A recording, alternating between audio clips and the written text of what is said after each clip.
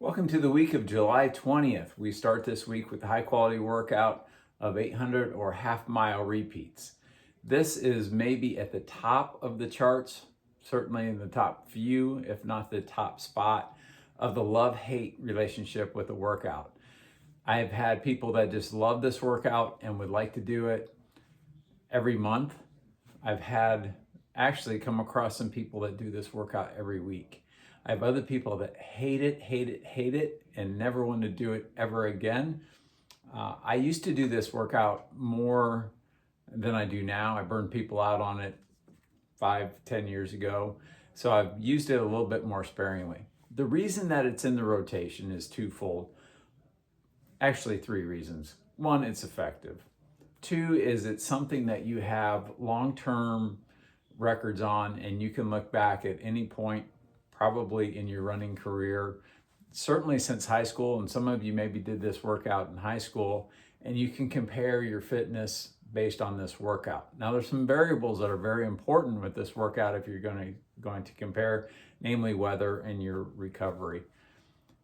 So we do that, but the other reason, especially for those of you who hate it, is there's some mental toughness to it. And it's a great workout to train your mind to focus on right now. And I'll talk about that again at the end of the description of the workout. But all of those reasons are important, and that's why it's in the rotation. So most of you have 6 to 10 times 800 or half mile repeats. If you're doing them on the track, you're going to do 800s most likely. If you're going to do them on the road, typically you're going to do half mile repeats. There's not that big of a difference, so it doesn't really matter too much. The recovery is important on this. I use 200 meters if we're doing it on the track. Otherwise, I like to use 90 seconds. You can go sooner than that if you feel recovered, but try to keep it 90 seconds or less. And that's important, especially if you've been doing this with me as your coach, because we've always kept that at 90 seconds. The exception is, as we get a little bit slower on that, I start thinking about half of your 800 meter recovery time in recovery jog. So somebody's running these in 3 minutes. 90-second recovery jog is half of the time that it took them to run the 800. And that's fine if you're at 2:30, 3:30, 3:45, maybe even 4 minutes. But if you get over 4 minutes, then 90 seconds isn't enough. So we want to extend that to half the time that it takes you to run your 800 or your half mile repeat. I have these written as threshold, and you can choose your threshold. If you're relatively new to speed and you just haven't been doing it for a while, we can probably think about your aerobic threshold and staying aerobic, making sure that you're not accumulating or producing lactic acid rather, and staying comfortable at the very high end of your comfort zone. For those of you who are fit and you've been working pretty hard and you've done plenty of high quality workouts, let's keep this at your anaerobic threshold. So you are producing lactic acid, especially over the last 200 meters or so of your repeat, but you're not going over, you're not cranking at the end, you're not kicking it in the last 50 to 100 meters, you're not going completely anaerobic. These are too many repeats to go completely anaerobic. If we were hitting these as hard as you could go, the top end might be 6. So it's a little bit different workout. I would rather see you do more and keep the pace consistent throughout than to show off on 1 or 2 repeats. As I alluded to before, a big part of this workout is working through the mental and physical fatigue of this workout, because 10 of anything can seem daunting. So if you have 1 down, 9 to go, that's not too bad because you just started. But when you get to 3 and you have 7 to go, that can be mentally difficult. So if you can teach your brain to focus on, I'm just worried about this next one, the one I'm on, that's the only one that matters, and run that at the right effort, and then go to the next one. This is the only one that matters. That is a huge advantage when it comes to race day. Because in a marathon, when you're at 6 miles and you realize you have 20 to go, or you're at 8 and you realize you have 18 to go, That's a lot. That's a lot to take on. That's a lot of stress. That's a lot of pressure. And if you can think about, well, let me just run this mile, or just let me get to 10 miles and be able to break it down into smaller segments, that's a huge advantage.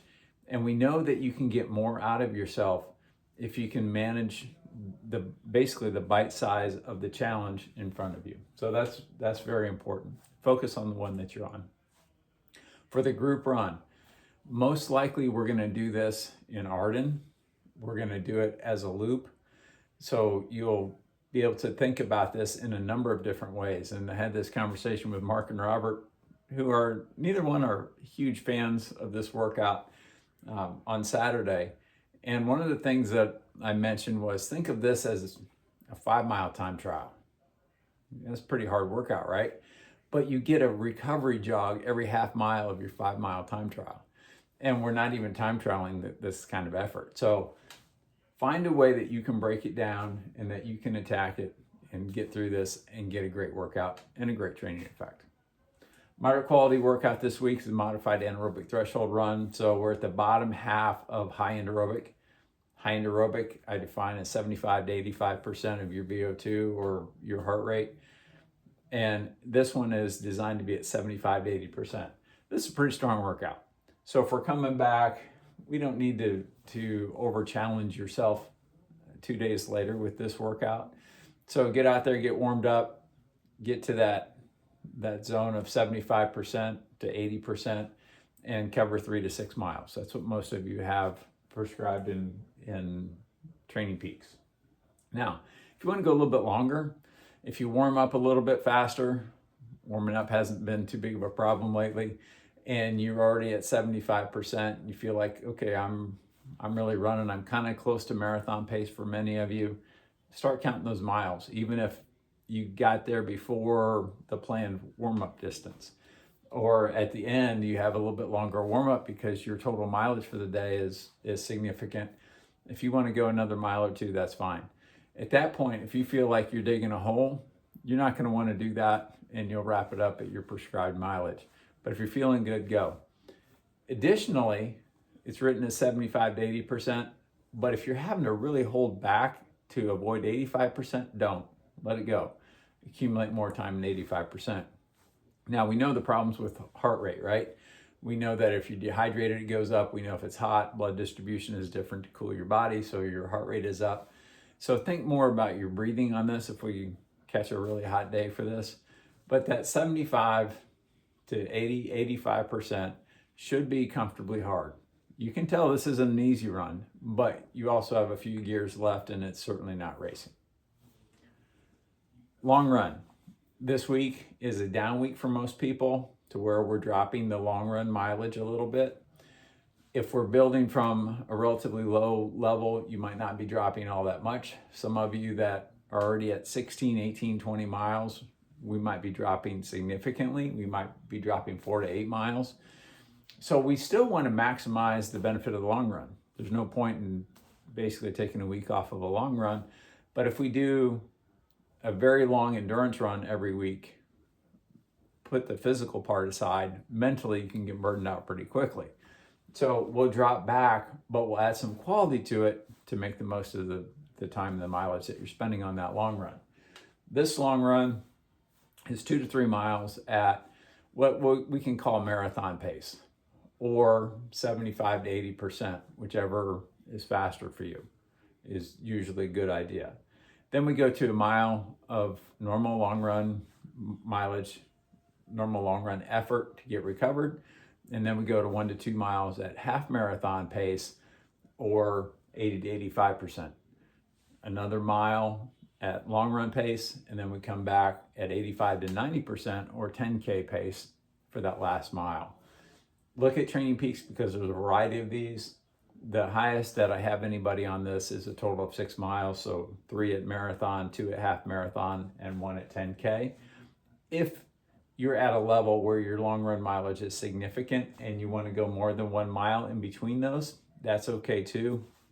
I would get in enough to feel warmed up, enough to feel loose, and enough to feel good, but I wouldn't push this to the end of the long run. Now, if it was cold out or we're dealing with 40 or 50 degrees, maybe we push that back to get that additional training effect of feeling fatigued and then running these paces. But when it's hot and humid, if we have something like we did this past Saturday, by the time you get there, that running is going to be so slow, we're not getting all the benefit from it. So I would put that towards the front of it, get the adequate warm up, hit it, get at least a mile in between the gear changes, and you're going to have a great long run, even if it's not as long as last week. So a good mix of things that we're doing this week. Hopefully you have another great one.